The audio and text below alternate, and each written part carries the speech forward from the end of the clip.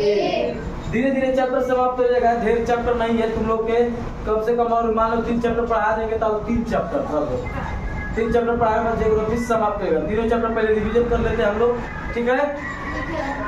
ध्यान से समझो, पहला चैप्टर में पढ़ेंगे, कुछ लिखवाएंगे पूरा नक्शा के मुताबिक हम दिमाग में छाप देंगे, समझना क्या। अब सोचेगा कि लिखवा के पढ़ाई है, लिखा हो भूगोल, भूगोल के बारे में लिखा हो कि पृथ्वी परमाणु के आवासों के बारे में अध्ययन करना ही भूगोल कहलाता है।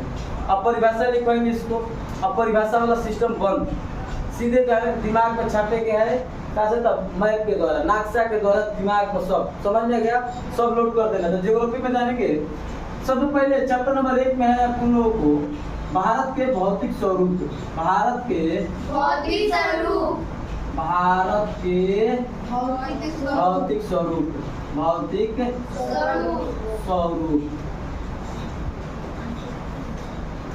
ठीक है।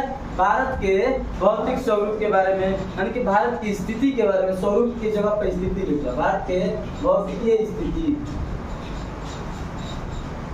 ठीक बात।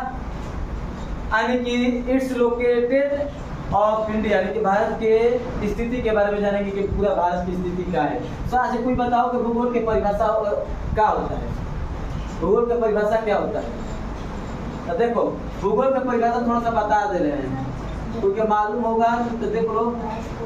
भूगोल, भूगोल की परिभाषा किसे कहेंगे, तो भूगोल की परिभाषा सब कोई अपना अपना परिभाषा देगा, लेकिन भूगोल की परिभाषा याद रखो।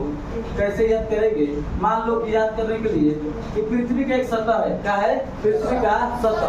तो पृथ्वी के सतह पर सब चीज है, जैसे पठार, पहाड़, नदी, पर्वत, सब है कि नहीं है, है। तो सब अध्ययन करते हैं हम लोग भूगोल के अंतर्गत।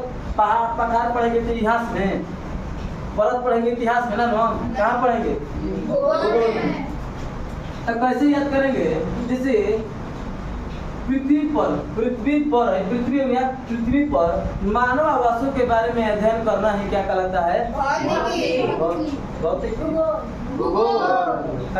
भूगोल। दिमाग होश में नहीं, क्या है, तारा टूट गया है। देखिए पृथ्वी पर मानव आवासों के बारे में अध्ययन करना है क्या कहलाता है, भूगोल कहलाता है। As home to man, as home to man, मानव के आवासों के बारे में